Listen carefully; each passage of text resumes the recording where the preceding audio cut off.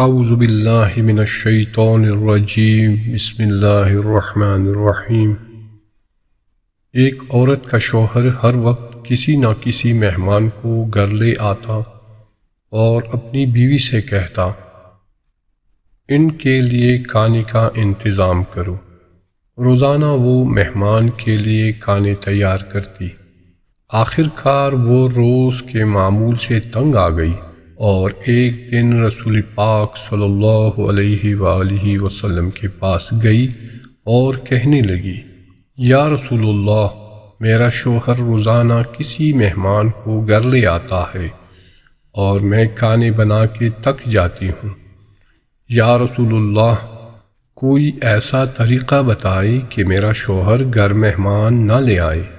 اس وقت نبی پاک صلی اللہ علیہ وآلہ وسلم خاموش رہے اور وہ عورت نبی پاک صلی اللہ علیہ وآلہ وسلم کی خاموشی دیکھ کے گھر واپس آ گئی۔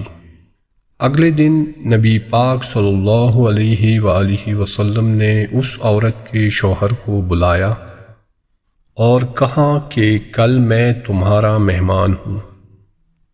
وہ آدمی بہت خوش ہوا اور آ کے اپنی بیوی کو بتایا کہ آج نبی پاک صلی اللہ علیہ وآلہ وسلم ہمارے مہمان بن کے آئیں گے۔ اس کی بیوی بہت خوش ہوئی اور جلدی سے اچھے کھانے بنانے لگی۔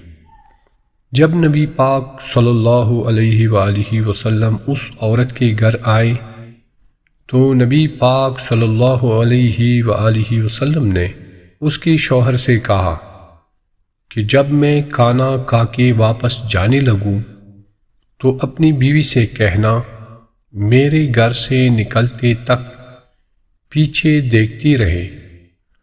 اس کی بیوی نے ایسا ہی کیا۔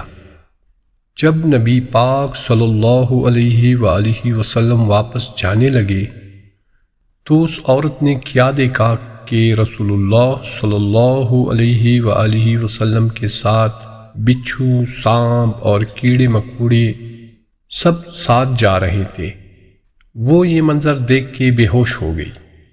اگلے دن وہ پھر نبی پاک صلی اللہ علیہ وآلہ وسلم کے پاس گئی تو نبی پاک صلی اللہ علیہ وآلہ وسلم نے اس عورت کو بتایا کہ مہمان اپنا نصیب خود لے کے آتا ہے اور جو مہمان کے لیے محنت کی جاتی ہے اس کے بدلے جب وہ واپس جاتا ہے تو ساتھ اس گھر سے ساری بلاؤں اور اس گھر کے سارے گناہ ساتھ لے جاتا ہے۔ رسول خدا صلی اللہ علیہ وآلہ وسلم نے فرمایا، جب مہمان گھر میں داخل ہوتا ہے تو اپنے ساتھ آسمان سے اپنا رزق لے کر آتا ہے، اور جس وقت کھانا کھانے میں مشغول ہوتا ہے تو اللہ تعالیٰ اہل خانہ کے گناہوں کو بخش دیتا ہے۔ اللہم صلی علی محمد